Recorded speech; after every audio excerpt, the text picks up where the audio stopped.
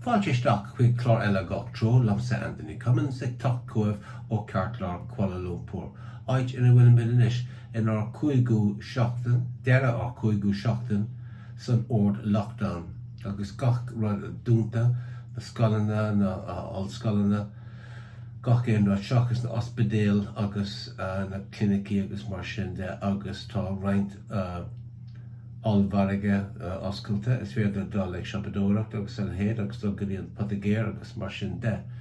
Ach ní cead ach ag fear atí dul amach, ní féidir le bert fear agus a bheith céile dul sa chár céine, ní féidir ní cead idir éis sin.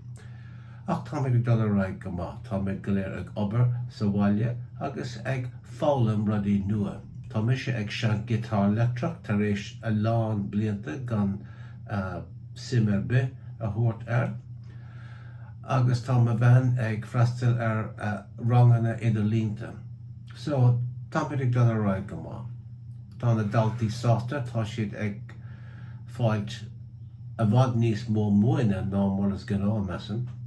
Ach tá siad triseach mar múntóir a bheith ag gcónaí ag muoine.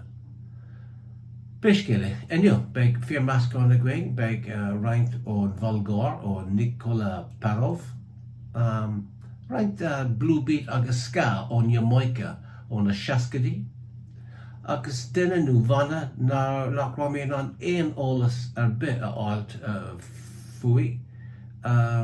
Dóró Mighty an tanamatá nó iarthaí ní leis agam catá an.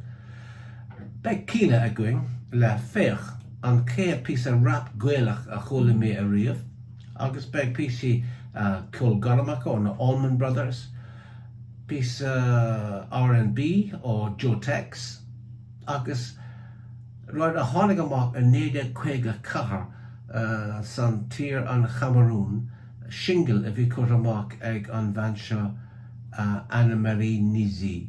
Beag Kenge a gcuing ón Chéine ag canna faoi Obama for Change, beidir go cóir sin inis. Moricante ó poblacht an Guinea ach tógad poblacht Mali, agus an sean ceol ón Jamaica ó Laurel Aitken leis na Bluebeats, agus banna eile nar chola mé fuaithe riamh ribh seo. Trenton Spence agus a bhanna, agus na áránaithe Keith agus Enid. Tás nó a beit le ceann ó Pascal Diata. Pascal Diata agus a bhain céile Sona Mane, chola mé fuaithe ar an timpeall 1984. Bhí siad ar rian amháin den chunúsach there's a griot going on, sin sais pon a riot going on, Grio, G-R-I-O-T, sin seintóir tradiisiúnta ó iarthar na Hafraice.